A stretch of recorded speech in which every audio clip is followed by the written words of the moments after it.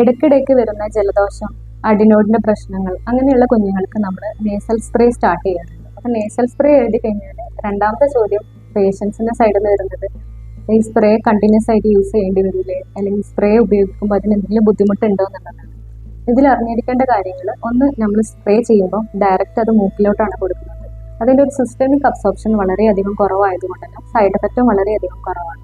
പിന്നെ ഭയങ്കര എഫക്റ്റീവ് കൂടിയാണ്. ഓറൽ മെഡിക്കേഷൻസിൻ്റെ എത്രയോ വീര്യം കുറഞ്ഞ മരുന്നാണ് നമ്മൾ ഇതിൽ വരുന്നത്. അതുകൊണ്ട് തന്നെ ഡയറക്റ്റ്ലി മൂക്കിലോട്ടാണ് അടിക്കുന്നത് കൊണ്ട് തന്നെ നല്ല എഫക്റ്റീവ് ആയിട്ടായിരിക്കും നമുക്ക് അതിൻ്റെ റിസൾട്ടും വരുന്നത്. ഇനി രണ്ടാമത് ഇതിൽ ശ്രദ്ധിക്കേണ്ടത് ഈ നേസൽ സ്പ്രേ ഉപയോഗിക്കേണ്ട രീതിയാണ്. അത് പ്രോപ്പറായിട്ട് ഉപയോഗിച്ചിട്ടില്ലെങ്കിൽ നേസൽ സ്പ്രേ ഉപയോഗിച്ചിട്ട് യാതൊരു കാര്യവും ഉണ്ടാവില്ല.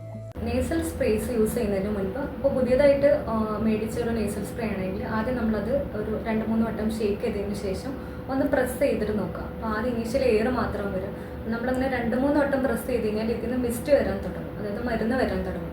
അപ്പോൾ അങ്ങനെ ഒരു കണ്ടീഷൻ ആയി കഴിഞ്ഞാൽ നമുക്കിത് യൂസ് ചെയ്യാൻ റെഡി ആയിട്ടുണ്ട്.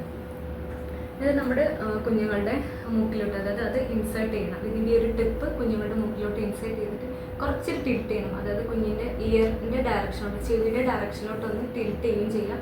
ഈ കവിളിൻ്റെ എവിടെ ഒന്ന് ജസ്റ്റ് ഒന്ന് ഇങ്ങനെ ഇങ്ങോട്ട് നിന്ന് വലിച്ചു പിടിക്കുകയും ചെയ്യും. അങ്ങനെ ആകുമ്പോൾ കുഞ്ഞിൻ്റെ നേസൽ ക്യാവിറ്റി, അതായത് ഈ നേസൽ ക്യാവിറ്റി കുറച്ചും കൂടി ഒന്ന് ഓപ്പൺ ആവാൻ ഹെൽപ്പ് ചെയ്യും.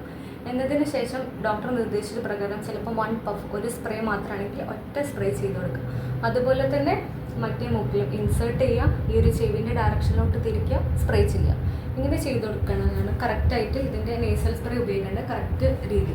ഇനി ഈ ഒരു സ്പ്രേ ചെയ്യുന്ന സമയത്ത് കുഞ്ഞിനോട് ചെറിയ രീതിയിൽ, അതായത് നമുക്ക് മീറ്റർ ഡോസ് ഇൻഹേലർ, അതായത് വായിലൂടെയുള്ള സ്പ്രേസ് ഒക്കെ ഉണ്ടെങ്കിൽ നമ്മൾ ഡീപ്പ് ബ്രീത്ത് പറയും. പക്ഷേ ഇതിനെ നോർമലി ബ്രീത്ത് ചെയ്താൽ മതി. കാരണം ഇത് സ്പ്രേ ആക്ട് ചെയ്യുന്നത് നമ്മുടെ നേസൽ ക്യാവിറ്റിയിലാണ്.